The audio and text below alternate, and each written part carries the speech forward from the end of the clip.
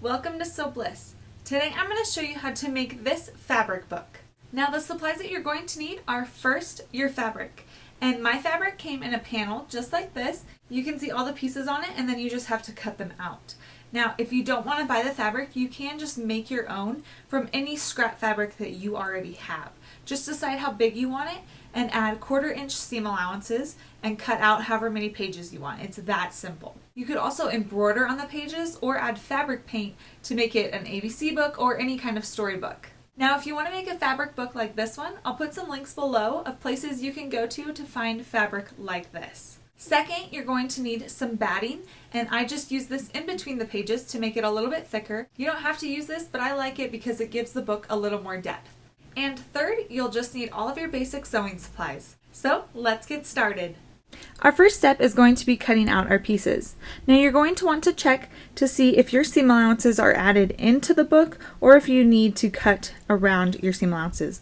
Most of them are going to be added into the book, so I'm just going to be cutting this red line and taking off this white border that's around all of the pieces. But just check to make sure yours does include seam allowances because you don't want to be sewing into something that's important. Now once I have all of my pieces cut out, I'm then also going to cut out my batting. Now I'm going to make my batting as big as these book pieces, and you only need to cut out as many that will go in between the pages, so not one for each page that you have cut out. Now when you're done cutting the pieces out, we're then ready to sew them together. So here I have one of my pieces and it's placed with another piece right sides together.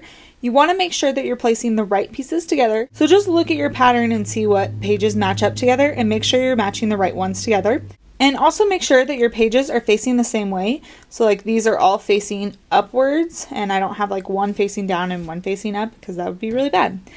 I have also placed the batting on one side of the pages, and this needs to be on the wrong side of the pages. It doesn't matter what side you place it on, just one side on the wrong side. So I'm just going to sew all the way around, leaving about a 2-inch opening so that way I can turn it right sides out.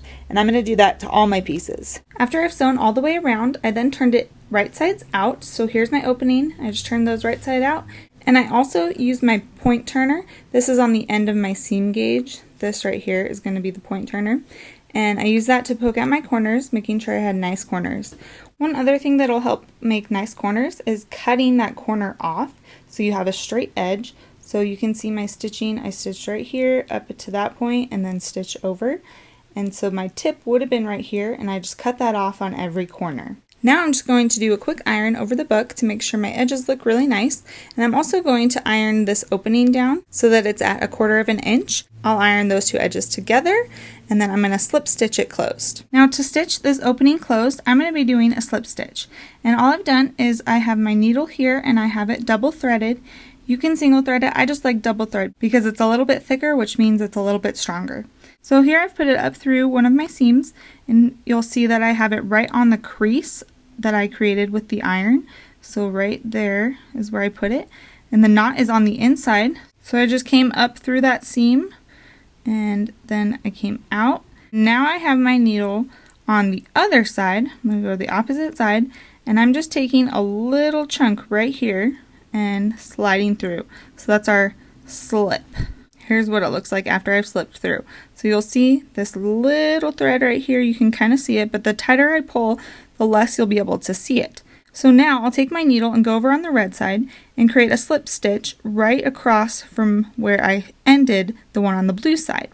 So here I have my needle in and it's ready to create the slip stitch.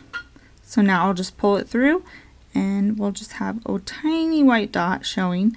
Now here I've created that stitch and you'll see down here you can barely see that white spot anymore.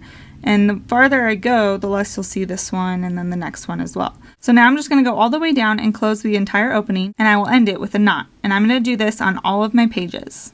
Now once you have all your pages to this point, you're then going to stack them so that they're in the right order. So mine obviously is an ABC book. So here I have the title page, A, B, C, D, E, F, G, making sure everything is in order. So there's all my pages. So now I'm going to stack them up and I'm going to line up these points right here where you can tell there's supposed to be a page change because of the color difference. So like right here, I'm going to line up with that point right there and then scoot it over and line it up with this point. And my cover page is a little bit bigger than all my other pages, so I am going to scoot it down a little bit so it goes a little bit over. And it's going to do the same exact thing on the bottom. So I'll scoot this over just a little bit and line it up. And now I'll probably want to pin it down to make sure it all stays in place, and then I'm ready to sew it down. And you can do this a variety of ways. You can just do this with a machine, you could hand stitch it, you could use decorative stitching, you could do anything you want to make it look nice. And now you are all done with your fabric book. I hope you guys enjoyed this video. Make sure to give it a thumbs up and make sure to subscribe, and I will see you guys next time. Bye!